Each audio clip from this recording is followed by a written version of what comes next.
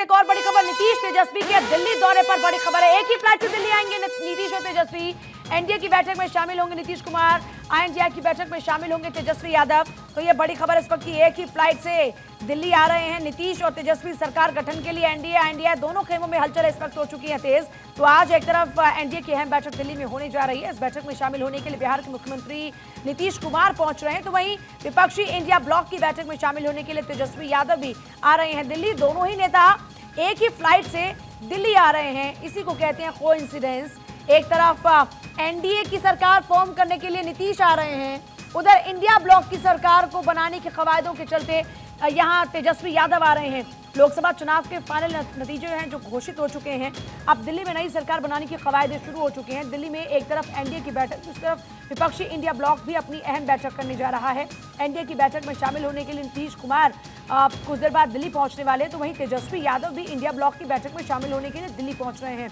गौर करने वाली बात यह कि सुबह 10:40 पर जिस विस्तारा की फ्लाइट से नीतीश कुमार दिल्ली आ रहे हैं, उसी विस्तारा की फ्लाइट से आरजेडी नेता तेजस्वी यादव भी दिल्ली पहुंच रहे हैं। दिल्ली में सीएम नीतीश कुमार एनडीए की बैठक में शामिल होंगे, तो वहीं तेजस्वी शाम को आईएनडीआई गठबंधन में होने वाली बैठक में शामिल होने के लिए आ रहे हैं।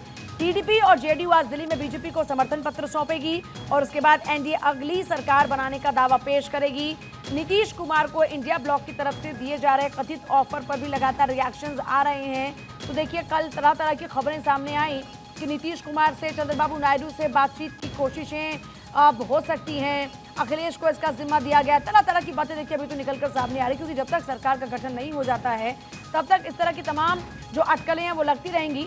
और इस बीच देखिए बड़ी बात यह है कि जिस तरीके से इस बार विपक्षी पार्टियां भी अच्छा परफॉर्म करती नजर आई। खासतौर पर देखिए यूपी, राजस्थान की बात करते हैं, हरियाणा की बात करते हैं, खासतौर पर इन राज्यों में जो झटका बीजेपी को लगा और जो कांग्रेस और जैसे यूपी की बात करें अखिलेश यादव को जो बढ़त मिली है, उसके बाद एक उम्मीद की किरण इंडिया ब्लॉक में भी जागी है और विपक्षी इंडिया ब्लॉक को उम्मीद है कि वो भी सरकार फॉर्म कर सकते हैं।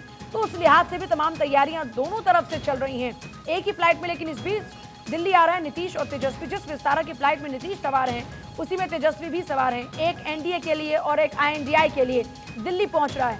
तो ऐसे में अब से कुछ ही देर बाद देखिए दोनों का दिल्ली आगमन होगा।